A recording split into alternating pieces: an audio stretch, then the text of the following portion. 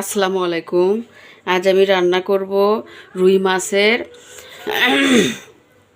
থতনা কাটা দিয়ে এবং চাকার কয়েকটা পিস দিয়ে আমি আজকে এতে বেগুনের চচ্চড়ি রান্না করব। কয়েকটা কচুর বই আমি দিয়েছি।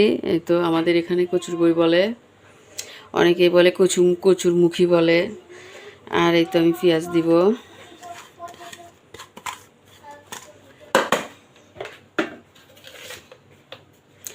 এখন আমি পরিমাণ মতো লবণ, আর একটু মনে হয় লাগবে, আর পরিমাণ মতো হলুদ দিয়ে দিলাম।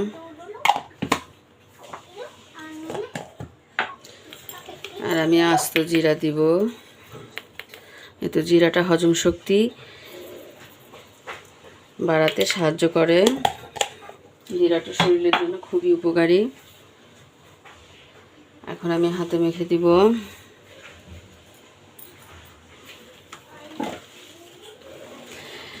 আজকে আমি কড়াইয়ে রান্না করতেছি চচ্চড়িটা। অনেকেই দেখি যে কড়াইয়ে চচ্চড়ি রান্না করতেছে, আবার দেখতেছি যে আলু ঘাটি রান্না করতেছে, মাছের ঝোল রান্না করতেছে। এই জন্য আমি ভাবলাম যে আমিও একটু আজকে কড়াইয়ে চচ্চড়ি রান্না করি। তো তেল দিয়ে দিব।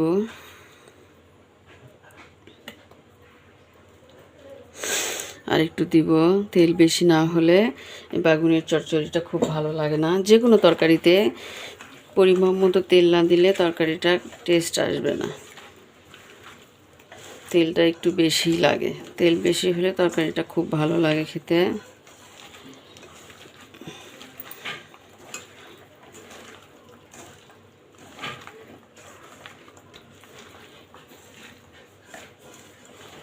এখন আমি মাছগুলো দিয়ে দিব।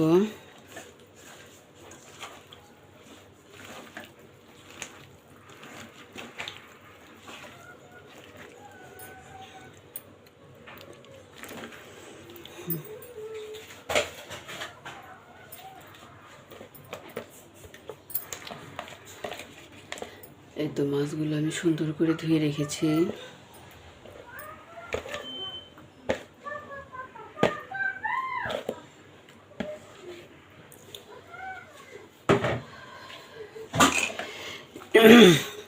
এই রুই মাছের বা কাতল মাছের, যে কোনো মাছের থতনা কাটা দিয়ে চচ্চড়ি করলে সেই চচ্চড়িটা খুব মজা হয় খেতে, খুবই ভালো লাগে। শুধু সাধারণ মাছ দিয়ে তরকারি রান্না করার চাইতে থতনা কাটা দিয়ে চচ্চড়ি করলে বেশি মজা হয় খেতে।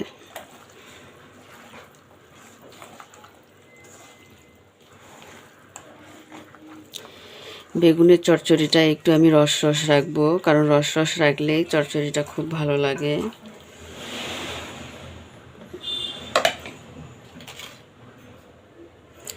আর একটু আমি লবণ দিব।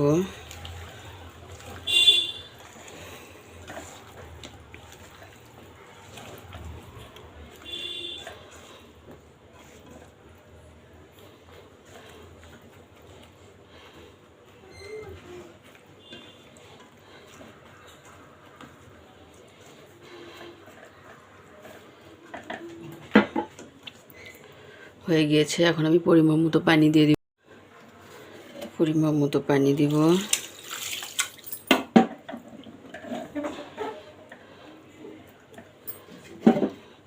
আর একটু দেব।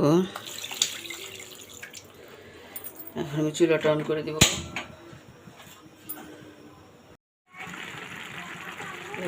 বেগুনের চচ্চড়িটা আমার হয়ে গিয়েছে। দেখুন কত সুন্দর হয়েছে। এই তো বেগুনের চচ্চড়িটা দেখুন, আমার কত সুন্দর বেগুনের চচ্চড়ি আজকে আমি বানিয়েছি। রুই মাছের থতনা কাটা দিয়ে বেগুন, কাঁঠালের বিচি, আলু এবং পেঁয়াজ দিয়ে আমি এই চচ্চড়িটা বানিয়েছি। এই তো এখন পরিবেশন করব।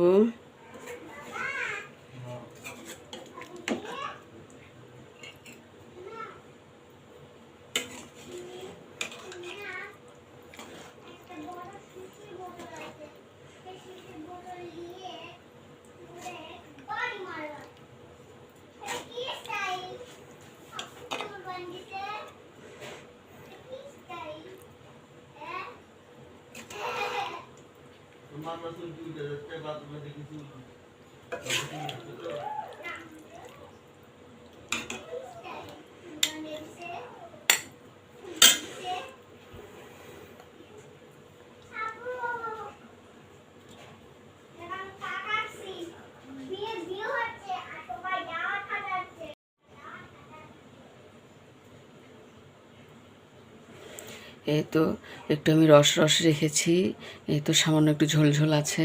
এই ঝোলটাই খেতে বেগুনের চচ্চড়ি বেশি মজা লাগে, এই তো খুব মজা লাগে।